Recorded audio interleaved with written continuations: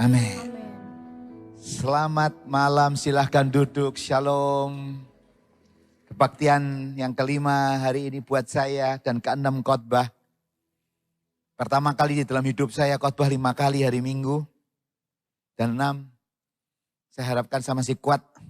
Dan ternyata puji Tuhan sampai hari ini saya masih strong. Jadi kalau ditambah 2 kali kebaktian masih kuat kayaknya hari ini. Karena suasana yang dibangun luar biasa. Sehingga kalau suasana yang dibangun luar biasa, memudahkan hamba Tuhan untuk cerita. Tapi kalau suasana kaku, suasana keras, suasana nggak enak, khotbah 15 menit kayaknya mau cepat selesai. Kalau ini saya tergantung dikasih.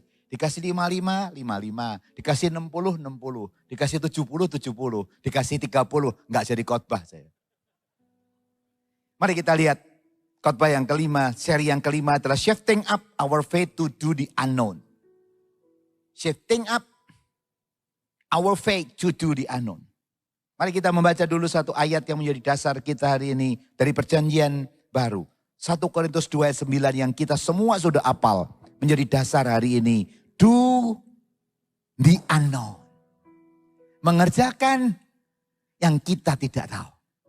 Do the unknown. Tetapi seperti ada tertulis, apa yang tidak pernah dilihat oleh mata dan tidak pernah didengar oleh telinga dan yang tidak pernah timbul di dalam hati manusia. Semua yang disediakan Allah untuk mereka yang mengasihi Dia. Ayat-ayat ini sebagai ayat pembukaan kita untuk kita tahu orang yang mengasihi Tuhan tidak disediakan hanya yang kita tahu, kita dengar, dan kita lihat. Kalau engkau mengasihi Tuhan, akan banyak kejutan di dalam hidupmu. Kalau engkau tidak mengasihi Tuhan, hidup gak ada kejutan. What you plan, engkau akan mencapai. Plan actualnya mencapai. What you think akan kecapai. What you see akan terlihat. What you heard yang ada dengar akan terjadi. Kalau yang tidak mengasihi Tuhan yang biasa, plan versus actual terjadi sesuai yang plan. Tapi Tuhan bilang, itu orang normal, itu yang biasa. Orang yang tidak biasa, yang luar biasa. Kalau engkau mengasihi Tuhan, engkau akan kasih apa? Yang nggak pernah dilihat oleh mata. Saya ngeplan apa yang saya tahu dengan mata. Tapi Tuhan kasih yang gak pernah kita lihat. Artinya apa? Surprise. Betul? Yang Tuhan kasih yang tidak pernah didengar oleh telinga saya. Artinya buat saya unexpected. Yang ketiga, gak pernah timbul di dalam pikiran kita. Dikasih. Gak pernah kepikir, gak pernah ada ide. Gak pernah di dalam hidup saya punya plan seperti ini. Waktu Tuhan kasih. Itu artinya apa? Yang dikasih Tuhan ajaib. Dan hari ini kita mau belajar. Dari 3 itu kalau saya simpulkan 1. Unknown territory. Kalau engkau mengasihi Tuhan, kita akan hidup di dalam unknown teritori. Teritori yang kita tidak tahu. Tapi yang pasti walaupun kita tidak tahu. Itu mengerjakan kebaikan yang lebih besar. Dari yang kita harapkan. Mari kita membaca Yosua 3. Ayat 5. Terlebih dulu. Yosua 3 ayat 5. Saya ulangin dari yang tadi. Baktian yang keempat. Berkatalah Yosua kepada bangsa itu. Kuduskanlah dirimu, sebab besok Tuhan akan melakukan perbuatan yang ajaib di antara kamu. Sebab besok Tuhan akan melakukan perbuatan yang ajaib di antara kamu. Ini artinya unknown. Yang ajaib yang nggak tahu. Kalau perbuatannya biasa nggak ajaib. Tapi kalau ajaib itu nggak pernah diduga. Besok Dan kita akan lihat apa yang dilakukan. Perbuatan ajaib yang bagaimana? Mari kita lihat sekarang. Yosua 3 ayat 14. Ketika bangsa itu berangkat dari tempat perkemahan mereka untuk menyeberangi sungai Yordan, para imam pengangkut tabut perjanjian itu berjalan di depan bangsa itu. Segera sesudah para pengangkat tabut itu sampai ke sungai Yordan, dan para imam pengangkat tabut itu mencelupkan kakinya ke dalam air di tepi sungai itu. Sungai Yordan itu sebak sampai meluap sepanjang tepinya selama musim menuai. Maka berhentilah air itu mengalir. Air yang turun dari hulu melonjak menjadi bendungan jauh sekali. Di dekat Adam, kota yang terletak di sebelah Spartan. Sedang air yang turun ke laut Arabia yaitu laut asin terputus sama sekali. Lalu menyeberanglah bangsa itu di tentangan Yeriko. Perbuatan ajaib apa? Enggak tahu. Besok perbuatan ajaib.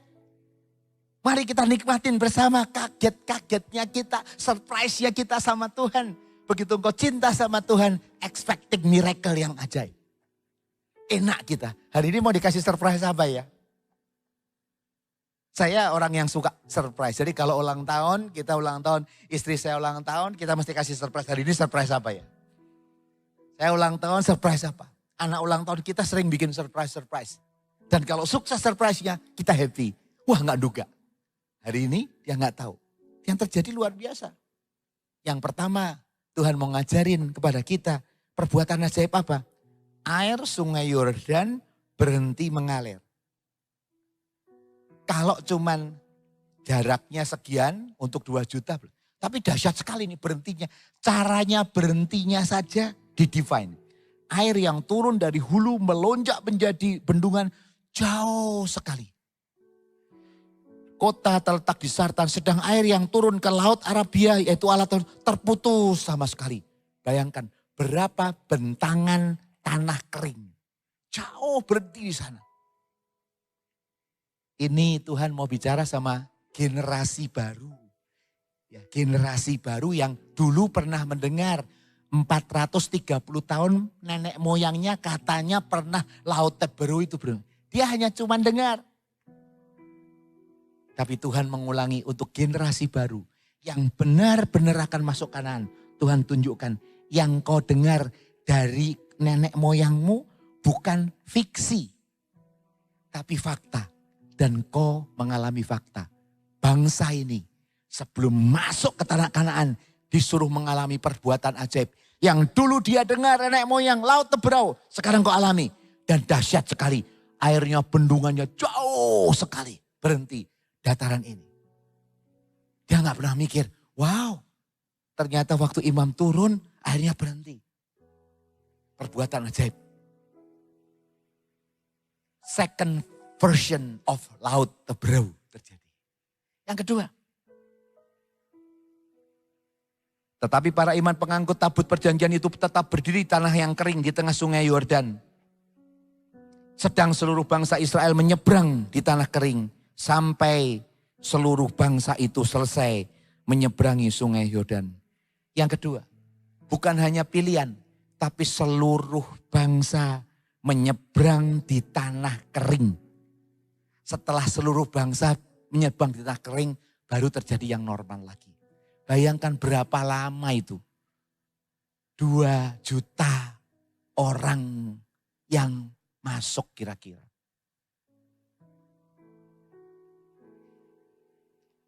Itu menjadi cerita. Perbuatan ajaib itu, wow. Tapi ternyata bukan itu baru awal, bukan ending. Questionnya adalah setelah sampai di sungai Yordan, perbuatan ajaib apa yang Tuhan mau lakukan? Dia cross the Jordan dulu, udah. Kanaan tinggalin, cross the Jordan. Sampai di Jordan Tuhan akan bilang siapkan. Engkau akan melihat perkara demi perkara, perkara demi perkara yang kau akan lakukan walaupun itu unknown. Kau gak tahu, percaya aja sama Tuhan. obedient sama Tuhan. Unknown. Karena Tuhan akan kasih yang tidak pernah kamu pikirkan, tidak pernah kita lihat, tidak pernah timbul, tidak pernah kita dengar akan terjadi di dalam hidup kita. Termasuk orang-orang yang mengasihi. Mari kita lihat yang pertama. Yosua 4, 1 sampai 3 nanti kita lihat dan 7. Setelah seluruh bangsa itu menyeberangi sungai Yordan, setelah seberang dulu. Tuhan di seberang nanti ada apa? Kalau kita kan maunya clear. Disuruh nyebrang clear dulu, saya suruh pindah kerjaan, saya suruh apa? Clear dulu dong, saya baru jalan clear. Kalau enggak gimana? Eksekutif kan begitu kan? Di kantor kan begitu kan? Jelas dulu targetnya, mau kemananya. Kalau Tuhan bilang seberangi dulu. Setelah seberangin aku akan kasih. Begitu setelah menyeberangi sungai Yordan, maka berfirmanlah Allah kepada Yosua. Baru Tuhan berfirman, what is next? Itu sebabnya pengalaman bersama Tuhan adalah yang dibutuhkan dari kita adalah obedience dan dengar-dengaran terus sama Tuhan. Kenapa Tuhan gak ngasih dari awal 1, 2, 3, 4, 5, 6, 7.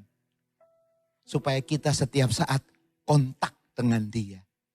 Kita dengar-dengaran dengan Dia. Kenapa Tuhan doa? Kenapa Tuhan bilang hubungan intim dengan Tuhan? Artinya apa?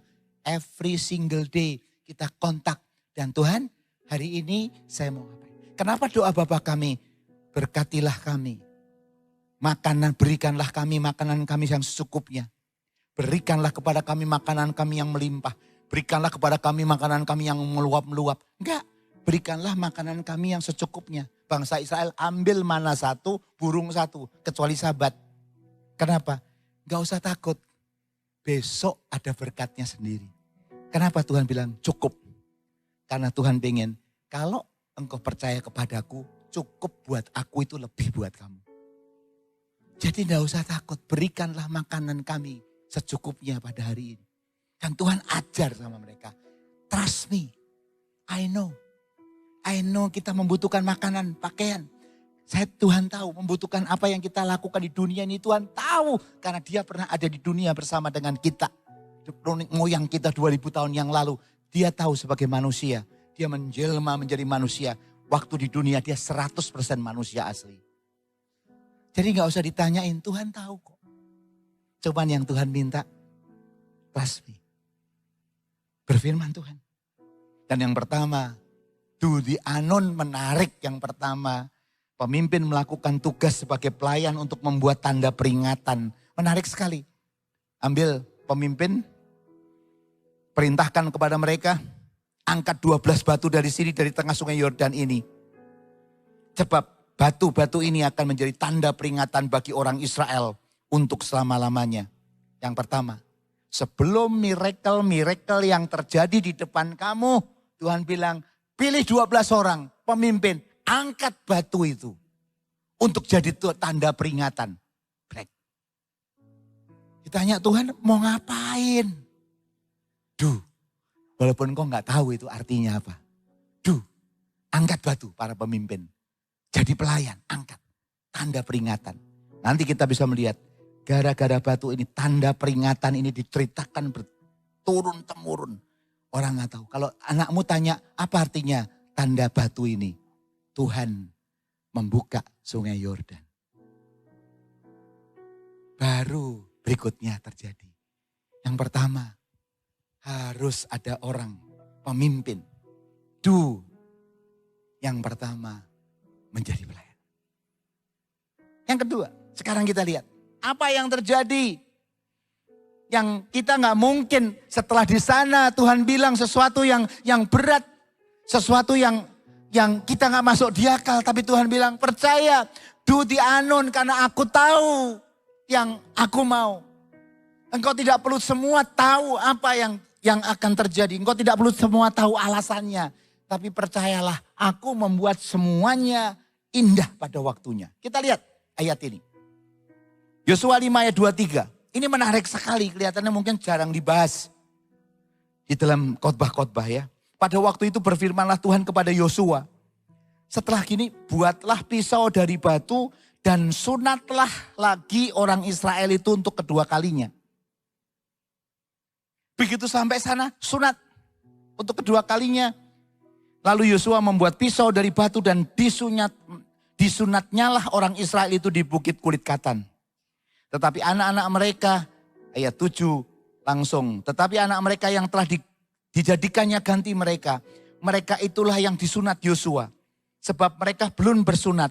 Karena mereka tidak disunat dalam perjalanan. 8. Setelah seluruh bangsa itu selesai disunat. Maka tinggallah mereka di tempatnya. Masing-masing di perkemahan itu. Sampai mereka sembuh.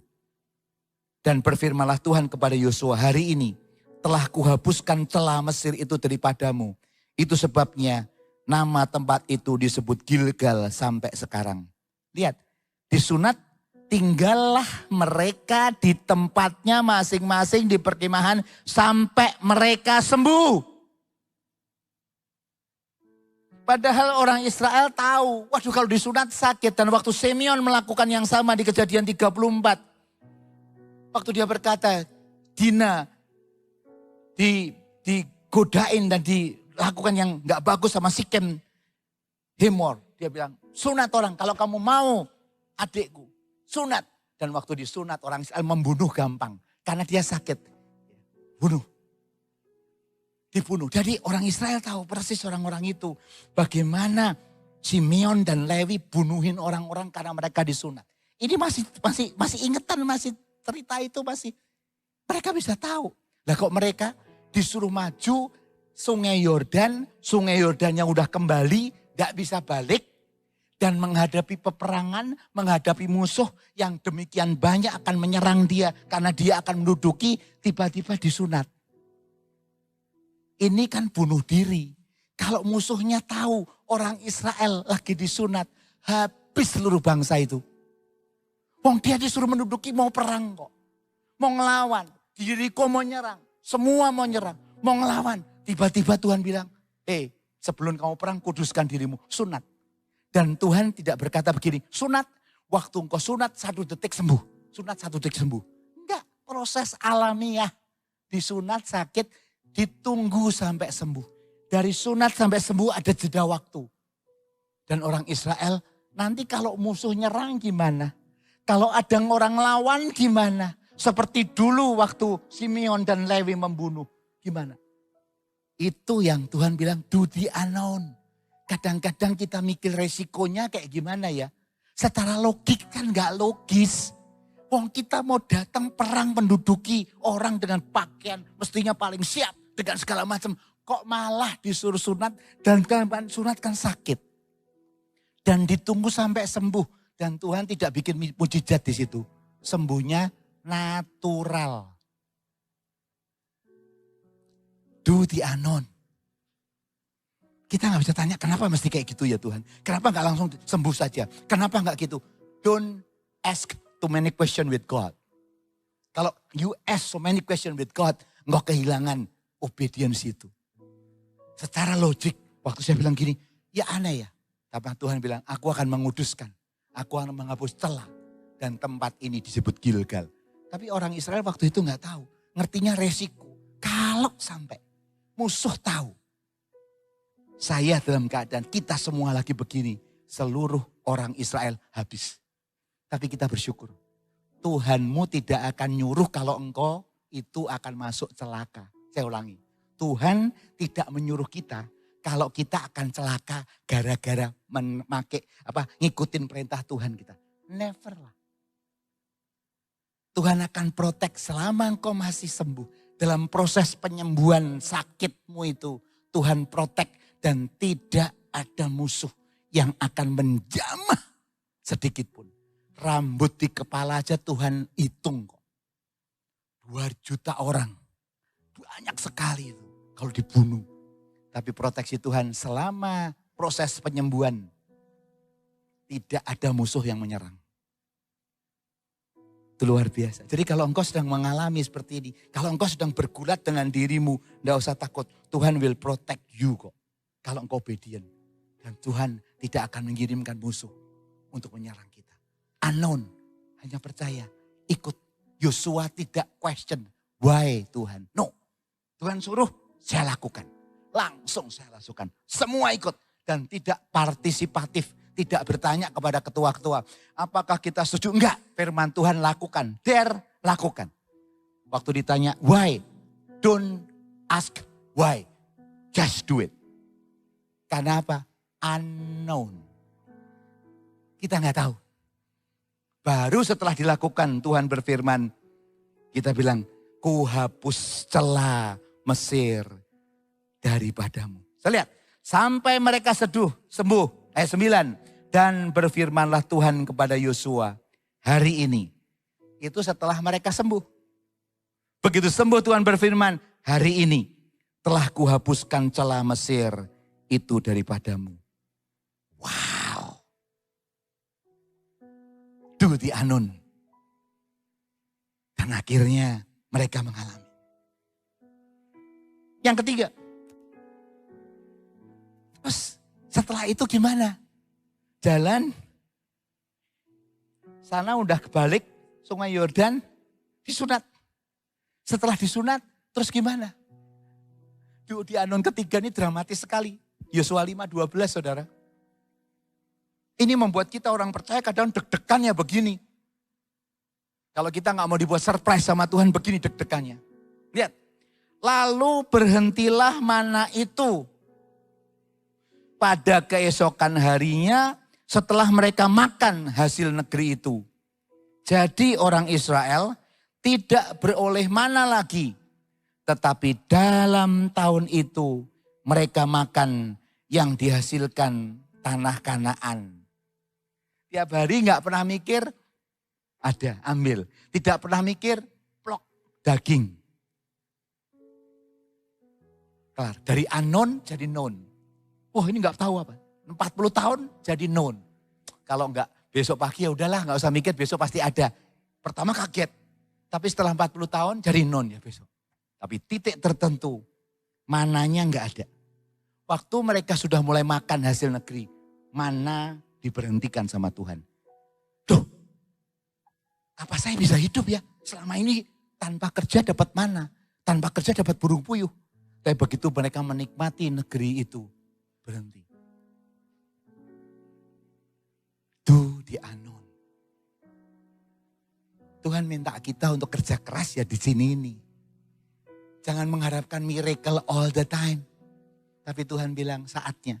Tapi Tuhan nanti gimana Tuhan? Mana 40 tahun kok tiba-tiba hilang. Karena aku sedang menyediakan engkau untuk berbuat sesuatu yang lain. Hidupmu bukan sekedar mana. Mana untuk generasi sebelumnya. Tapi untuk engkau, generasi baru yang masuk ke Yordan. Aku akan berikan mana dalam bentuk yang lain. Yaitu engkau kerja keras menikmati tanah yang dijanjikan Tuhan, susu dan maju dengan tanganmu. Oh oke Tuhan. Oke saya belum punya pengalaman untuk kerja karena 40 tahun Tuhan protect me dengan Providencia Day.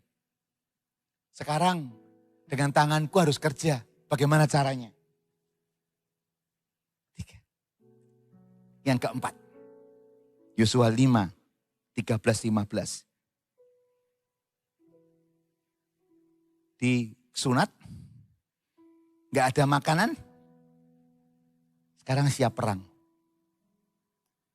Ketika siap perang, ayat 13-15 Yosua 5. Ketika Yosua dekat Yeriko, ia melayangkan pandangnya, dilihatnya seorang laki-laki berdiri depannya dengan pedang terhunus di tangannya. Yosua mendekatinya dan bertanya kepadanya, kawankah engkau atau lawan? Jawabnya, bukan. Tetapi akulah panglima bala tentara Tuhan. Sekarang aku datang.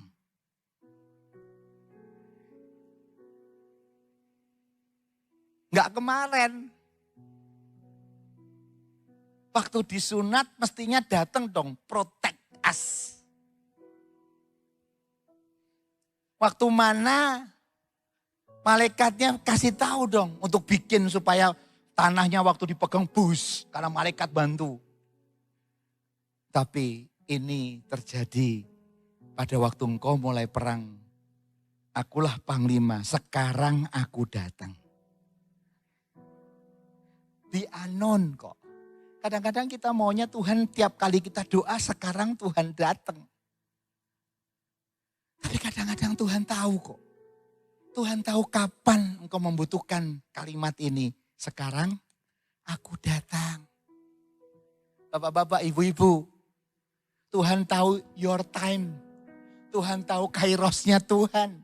Dan Tuhan tahu kapan dia berkata, engkau punya masalah, engkau punya problem, engkau punya apapun. Engkau berjuang sampai hari ini. Tapi titik tertentu engkau sudah hampir KO. Tiba-tiba malaikat Tuhan berkata, sekarang aku datang.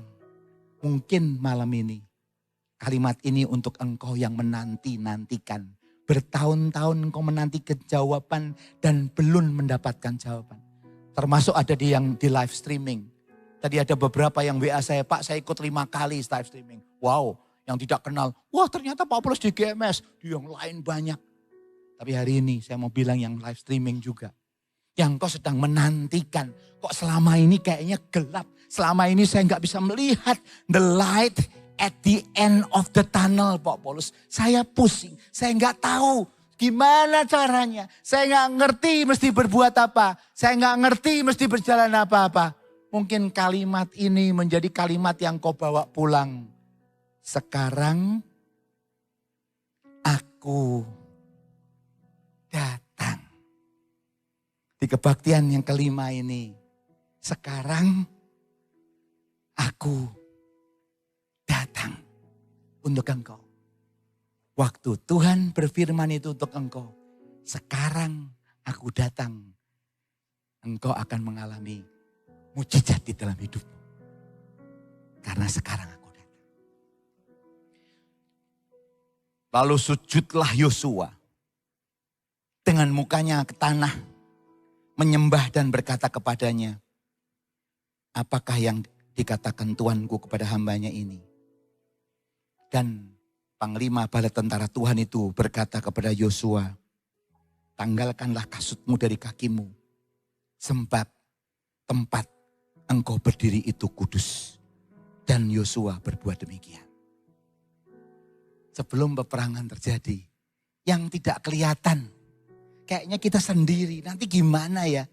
Tuhan menunjukkan kepada Yosua, enggak usah takut, saya akan siapkan step by step. Dan sebelum peperangan itu terjadi, sebelum apapun yang terjadi, Yosua enggak punya ide bagaimana menundukkan Yeriko. Belum ada. Tapi lihat, aku datang. Yosua tenang karena dia tahu ada bala panglima Tuhan yang datang. Yang akan mengalahkan. Kadang-kadang kita enggak pernah tahu. Menghadapi masalah yang terjadi itu sebetulnya karena apa sih? Kita ingat cerita angin ribut diredakan di dalam Markus pasal 4. Pada waktu itu Yesus mengajak murid-muridnya, mari kita bertolak ke seberang. Di Gadara, di Gerasa. Kalau saya dengar, saya bahas lagi cerita ini, Tuhan bicara sesuatu yang lain di dalam hidup saya. Sewaktu saya makin merenungkan cerita ini, ayo murid-muridnya, yuk kita berangkat ke seberang deh. Muridnya gak ngerti do the unknown. Ngapain di sana? Ayo kita ke seberang. Wong dia lagi banyak khotbah di pantai situ. Banyak orang yang nungguin di situ. Tiba-tiba Tuhan, yuk kita ke seberang. Muridnya gak bertanya, berangkat aja. Yuk kita do the unknown, ikut aja.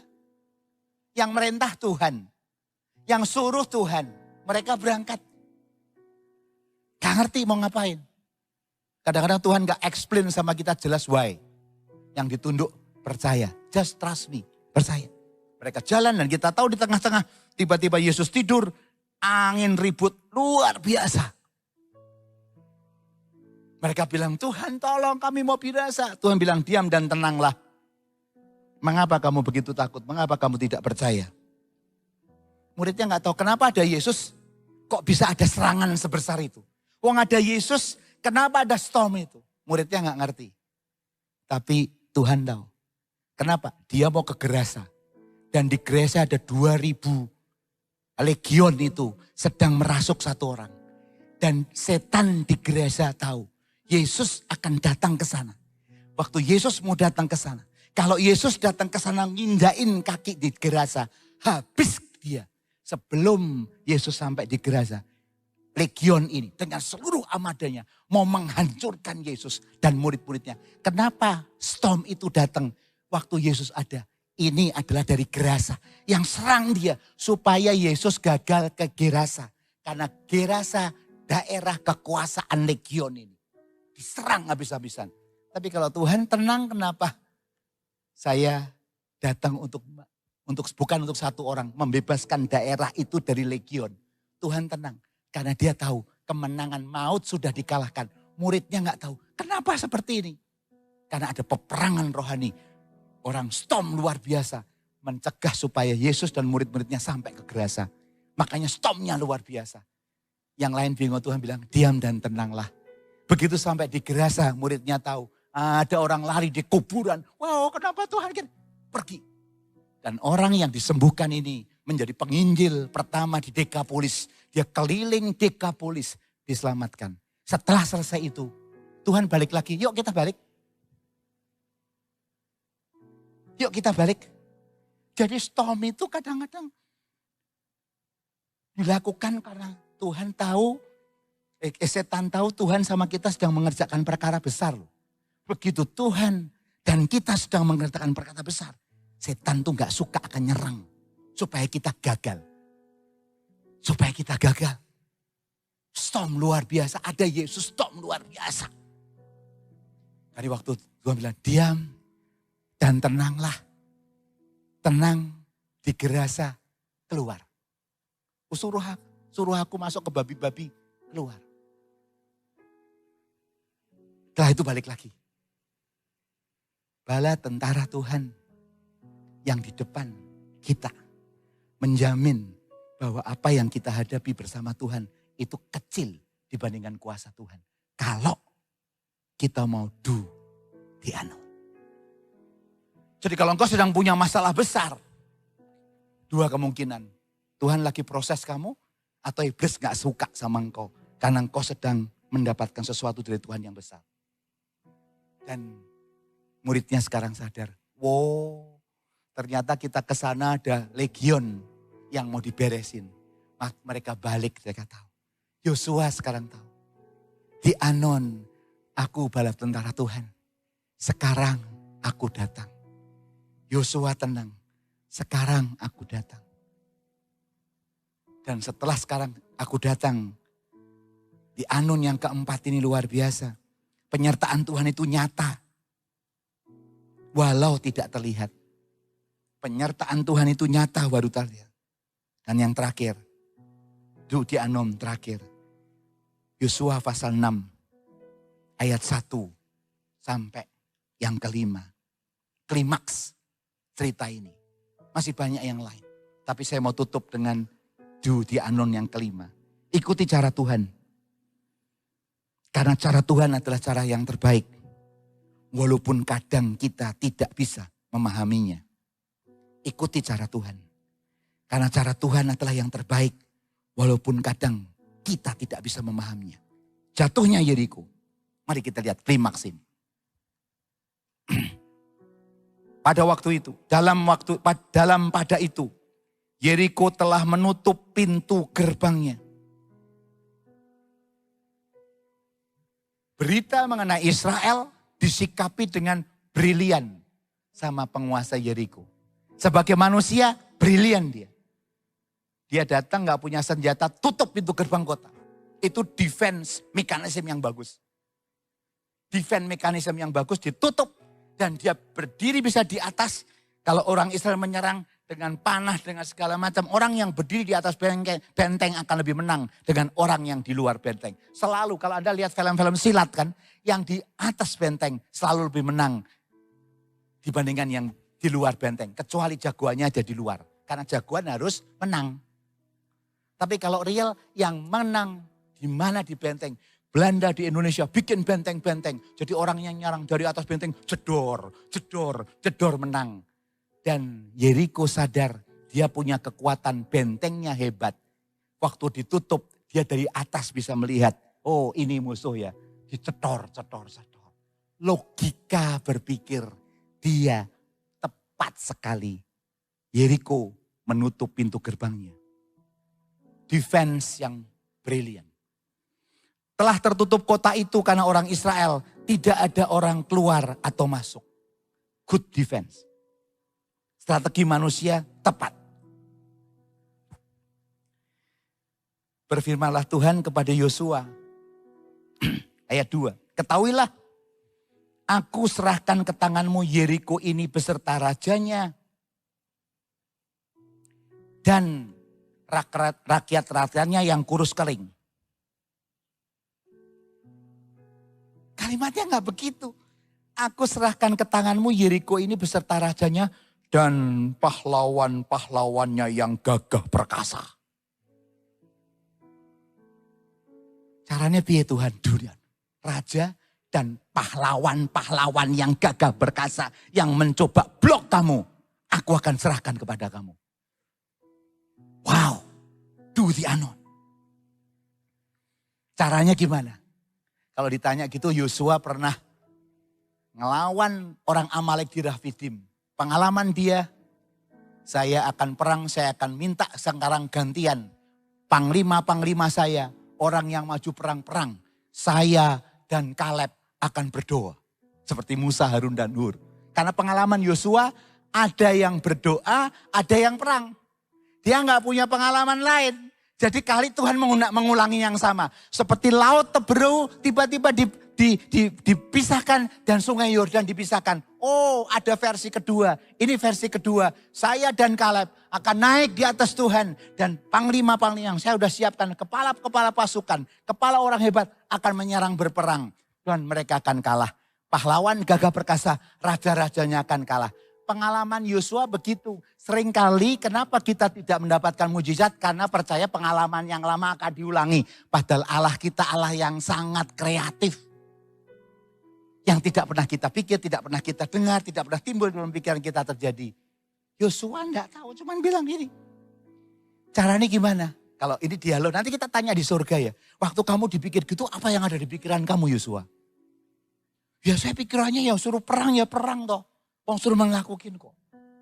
Tiba-tiba Tuhan bilang di Anon, klimaks yang luar biasa. Caranya gini loh Yosua. Haruslah kamu mengelilingi kota itu. Yakni semua prajurit, bukan untuk perang. Yang mengelilingi semua prajurit harus mengedari kota itu sekali saja. Demikianlah engkau harus perbuat 6 hari lamanya. Dan 7 orang imam harus membawa 7 sangkakala tanduk domba di depan tabut. Tetapi pada hari yang ke-7, 7 kali kamu harus mengelilingi kota itu. Sedang para imam meniup sangkakala. Caranya gimana? Tuhan menyerahkan musuhmu yang paling besar. Problemmu yang paling besar. Keadaanmu yang paling sulit. Keliling kota itu. Bayangkan kalau saya Yosua ngomong sama prajurit. Prajurit, saya kemarin udah ketemu Panglima Bala Tentara Tuhan loh ya. Sekarang saya ada di sini. Pedangnya aja terhunus kok. Panglima Bala Tentara Tuhan aja pedangnya terhunus. Waktu dia cerita kepada prajurit, kemarin saya ketemu Panglima Bala Tentara Tuhan. Pedang terhunus dan berkata, sekarang saya datang. Prajuritnya bilang, siap ada Panglima, hunus pedang. Enggak. Sarung pedangmu. Tugasmu apa? Keliling. Prajurit keliling. Jangan ngomong ya, sehari sekali. Bayangin orang yang disiapkan perang, disuruh mengerjakan kayak orang bego. Keliling, jangan ngomong ya. Dudi anon kadang-kadang. Tuhan memang mengajar kita untuk obedient sama Tuhan yang kita tidak pernah tahu kadang-kadang. Kadang-kadang Tuhan mengajar kepada kita bukan soal yang kau tahu nak. Yang aku mau nak. Kalau kau mengandalkan yang kau tahu saja, engkau akan terbatas. Bayangin prajurit yang udah siap untuk menduduki negeri keliling. Dan ada 7 imam membawa 7. Sekali Bayangkan orang yang Yeriko lihat gini. Mau nembak kesian. Orang ini gak pakai senjata kok. Cuman pawai. Setelah hari ke-7, engkau mengelilingi kota meniup sangkakala. Ayat 5, apabila sangkakala tanduk domba itu panjang bunyinya, dan kamu mendengar bunyi sangkakala itu, maka haruslah seluruh bangsa bersorak dengan suara yang nyaring. Haleluya, oh whatever. Nggak pakai pedang. Nggak perlu perang dengan cara konvensional. Teriak. Do the unknown. Tuhan kok kayak gini caranya. Perang kok kayak gini Tuhan. Trust me, I know. Di dalam hidupmu, trust me. Maka tembok kota itu akan runtuh. Lalu bangsa itu harus memanjatnya masing-masing langsung ke depan. Oh, rupanya waktu teriak malaikat Tuhan yang siap hunus pedang yang kerja. The battle is di dalam dia. Waktu engkau do the unknown bukan berarti nggak ada battle. Battle terjadi, tapi bukan kita yang berperang. Tapi Tuhan yang berperang buat kita. Waktu Elisa, Gehazi takut. Waduh, musuh kayak gini orang Aram. Tuhan, bukakan matanya Tuhan. Waktu dia melihat mukanya, Gehazi gak takut lagi. Wow, yang melindungi kita lebih banyak. Do the unknown yang kelima ini. Klimaks dari mereka masuk ke Yeriko dengan luar biasa. Hanya diam dan pujian hari ke-7. Tuhan yang berperang. Waktu Tuhan sudah berperang, temboknya runtuh. Bangsa ini masuk. Dari 5 hal ini, engkau mau takut apa lagi saudara hari ini? Shifting up your faith to do the unknown. Karena yang Tuhan berikan kepada kita yang mengasihi adalah yang tidak pernah kita dengar, tidak pernah kita lihat. Bahkan tidak pernah timbul di hati kita. Itu yang Tuhan sediakan hari ini buat engkau dan saya. Dan kata firman Tuhan, sekarang aku datang. Receive the miracle. Miracle itu terjadi. Receive perbuatan ajaib. Jangan takut, Tuhan tidak melupakan engkau. Kok lama ya Tuhan? Kok saya nunggu terlalu lama loh, problem saya terlalu lama. Tuhan bilang, tunggu sampai sembuh. Sunat, tunggu sampai sembuh. Setelah sembuh, aku akan gerak. Setelah sembuh, aku akan gerak. Ada waktu. Tapi sudah titik waktunya Tuhan. Gak usah takut. Tuhan yang perang. Tuhan yang membereskan dengan cara yang ajaib. Kita tinggal menikmati hasilnya. Yaitu masuk tanpa susah-susah. Karena Tuhan mulai.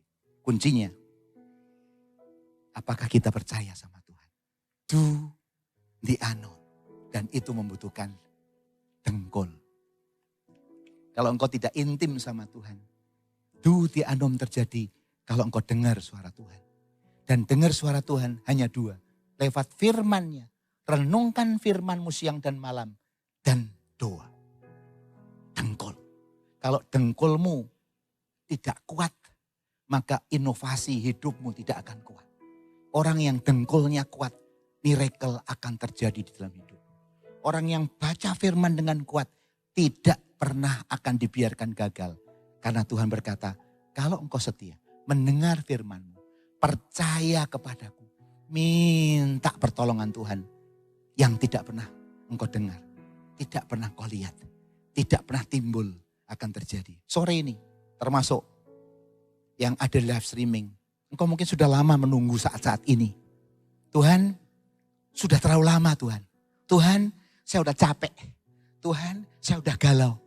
Mungkin malam ini Tuhan berkata, sekarang aku datang.